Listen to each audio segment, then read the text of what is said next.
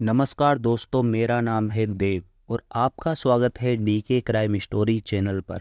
यहाँ पर हम आपको हर बार एक नई और एक सनसनीखेज अपराध कथा सुनाते हैं। अगर आप हमारे साथ इस रोमांचक सफ़र का हिस्सा बनना चाहते हैं तो इस चैनल को सब्सक्राइब जरूर करें और बेल आइकन को दबाना ना भूलें ताकि आप तक हमारी हर कहानी सबसे पहले पहुँचे।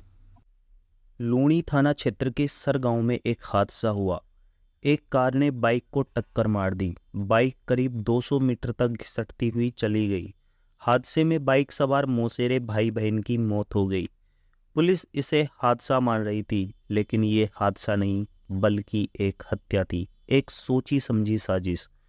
हुआ यूं कि सरगांव से 28 वर्षीय रमेश पटेल अपनी 25 वर्षीय मौसेरी बहन कविता को ट्रेनिंग के लिए लेकर जा रहा था। कविता की पटवारी पद पर नौकरी लगी हुई थी। कविता 2009 से अपनी मौसी के यहाँ रह रही थी। वह मौसेरे भाइयों रमेश और अशोक के साथ कंपटीशन एग्जाम की तैयारी कर रही थी। रमेश कविता को पढ़ाता भी था। रमेश का सिलेक्शन ग्राम विकास अधिकारी के पद पर हो चुका था। हत्या से 4 दिन पहले कविता को पटवारी पद पर नियुक्ति दिलवाने रमेश जोधपुर लाया था। 18 जुलाई 2022 से कविता की ट्रेनिंग शुरू होनी थी। उसे जोधपुर रहना था, इसलिए कविता अपने साथ कुछ कपड़े लेकर घर से निकली हुई थी। खुशी खुशी दोनों बाइक पर सवार होकर जोधपुर जा रहे थे। गांव से बाहर निकले ही थे कि एक पुलिया के पास सामने से आई एक एसयूवी ने उन्हें टक्कर मार दी। मौके पर ही दोनों भाई बहनों की मौत हो गई। कविता की सरकारी नौकरी की खुशी गम में बदल गई। घर और गांव में मातम छा गया। रमेश के भाई व गांव वालों ने पुलिस के सामने हादसे के बजाय हत्या की आशंका जताई। गांव वालों ने बताया कि जिस गाड़ी से टक्कर मारी गई वह कई दिनों से गांव के चक्कर लगा रही थी। ऐसे में शक हुआ कि ये मर्डर है या हादसा नहीं। परिवार वालों के साथ ग्रामीणों ने हॉस्पिटल की मोर्चरी के बाहर हत्यारों को जल्द से जल्द पकड़ने की मांग को लेकर धरना दिया। पुलिस पर दबाव बढ़ता जा रहा था। जल्द से जल्द केस सोल्व करने की चुनौती भी थी। ऐसे में पुलिस ने तेजी से जांच शुरू की। जांच में सामने आया कि जिस गाड़ी ने बाइक को टक्कर मारी है उसने कुछ दिन पहले भी रमेश का पीछा किया था। रमेश का भाई अशोक भी उस दिन साथ था। अशोक ने इस गाड़ी से पीछा करना नोटिस किया था और अपने भाई रमेश को भी यही बताया था। इन्वेस्टिगेशन के दौरान शक की सुई रमेश की पत्नी गुड्डी पर भी घूमी। रमेश के भाई अशोक व ग्रामीणों ने भी गुड्डी पर शक जताया। ऐसे में पुलिस ने गुड्डी को उसके घर से डिटेन किया और कुड़ी थाने लाकर पूछताछ की। शुरुआत में गुड्डी इनकार करती रही, बाद में पुलिस की सख्ती के आगे टूट गई। उसने कबूल कर लिया कि रमेश व कविता की हत्या में उसका हाथ था। गुड्डी ने मर्डर कबूल कर लिया था, लेकिन अब भी कई सवालों के जवाब मिलने बाकी थे। गुड्डी और रमेश की शादी 2018 में हुई थी। इन 4 सालों में ऐसा क्या हुआ कि गुड्डी ने अपने पति की जान ले ली? क्या गुड्डी ने मर्डर को अंजाम दिया या कोई और भी उसके साथ था? रमेश व गुड्डी की शादी 2018 में हुई थी। गुड्डी रमेश को पसंद नहीं करती थी। वह शादी के पहले से ही शंकर पटेल नाम के युवक से प्यार करती थी।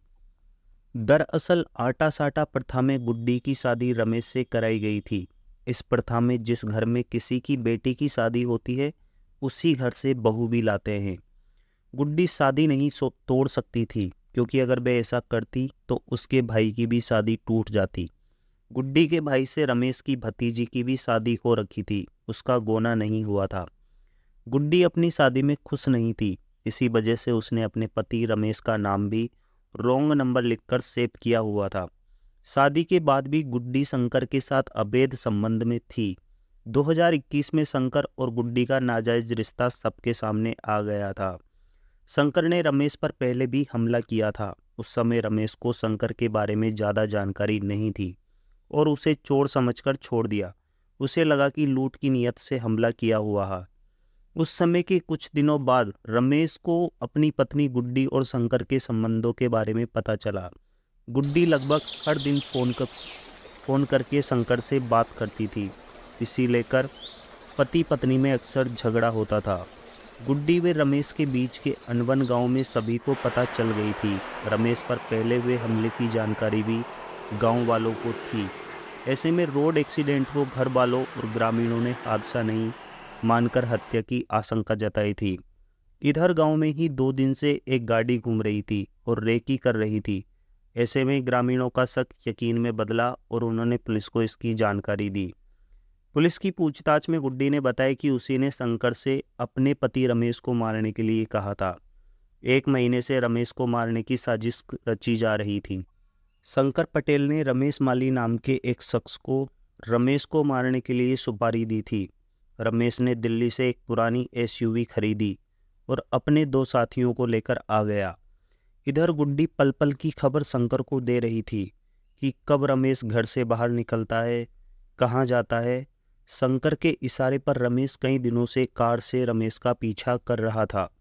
वारदात वाले दिन भी गुड्डी ने शंकर को रमेश के घर से निकलने की जानकारी दे दी थी। घर से 2 किलोमीटर दूर पर रमेश माली गाड़ी में उसका बाइक पर इंतजार कर रहा था। इस दौरान वह शंकर से फोन पर कनेक्ट था। शंकर ने दूर खेत में बैठकर रमेश की बाइक आने पर रमेश माली को उसे टक्कर मारने को कहा। पहले तो रमेश माली ने रमेश को रुकने को कहा। रमेश ने बाइक नहीं रोकी तो पीछे से जोर की टक्कर मार दी गई। इस टक्कर में रमेश और कविता दोनों की मौके पर ही मौत हो गई। पुलिस ने 19 जुलाई को मर्डर में शामिल शंकर के 3 साथियों रमेश माली, सोहन पटेल और राकेश को पकड़ लिया।